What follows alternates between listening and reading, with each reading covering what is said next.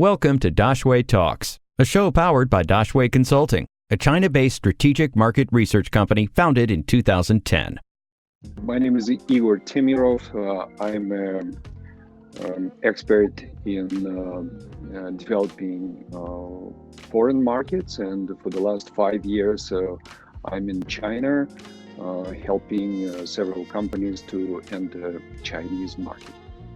What are the differences and similarities of the Chinese FMCG market compared with the West? There's obvious one factor, which is size. Okay. The second factor is the number of the global competitors. So if you go to, I worked in France, I worked in Germany, in Netherlands, in US. If you go to France, you will have Carrefour, you will have Auchan, but you don't have Walmart, you don't have Tesco, you don't have other chains. And when you go to China, they are all international, global chains. They are all here. You will have Walmart, you will have Carrefour, you will have Chinese, you will have Japanese. If you go in the West, so you have the major Japanese retail chain, you have from Thailand, so you name it. Okay, so you really have to work with the leading retail chains.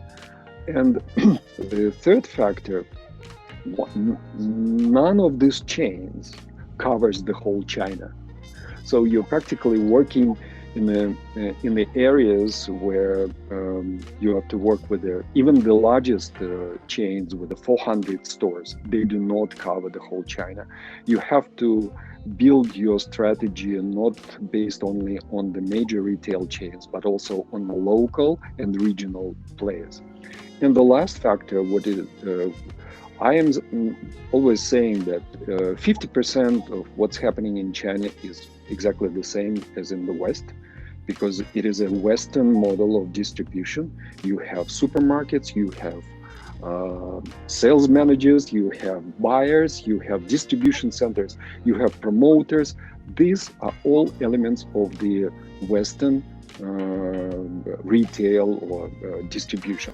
But what differs China from the rest of the world is, of course, online, because it's by technologically completely different, by size, by logistics, by convenience, by the dynamics. So it is probably the last factor that I want to mention is you have to be prepared in China that in 12 months, it will be a different place. It is so dynamic in terms of products, in terms of new formats, business ideas. If I want to sell FMCG goods online in China, what steps need to be taken? The first step, you have to do your website in China, in Chinese, on Chinese servers. A lot of companies thinking that, we will just have translated our website, European website, into Chinese and we are fine. No, it is not fine. It's not working completely. Okay, so it's not working because Chinese consumers cannot access your website. It will take them 2 to 3 minutes to load one page, and they will not do that. The second is the cultural difference and the difference in the perception of the content. Chinese people can physiologically can perceive, can read, consume a lot of characters on one page.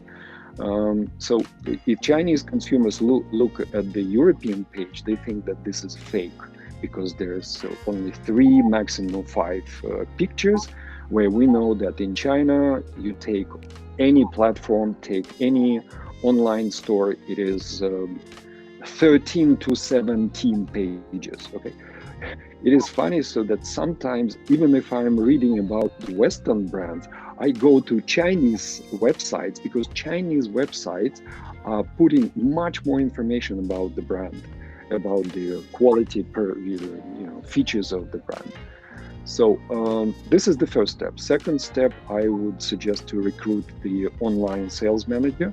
This is the guy who will help you to get into the main platforms, online platforms, including the top ones, Tmall, Jingdong, and you name it. And another person that I would strongly recommend is to recruit a Chinese designer, a graphical designer for your website, for your material. Why? Because in Europe, most of the websites, they don't change even for 1 year, 2 years, no problem. I mean, nobody cares about this. But in China, you have to upgrade, update, change some of the content on your websites, on your online platforms weekly, bi-weekly. So, and you will save a lot of money by having this person inside your organization, because a lot of these visuals and graphic designs you can use both online and then offline. How essential is to create your own brand.com website in China? You have to watch how consumers are buying or selling the product, because every day there are 500 new brands appear in China and the same number disappear in China.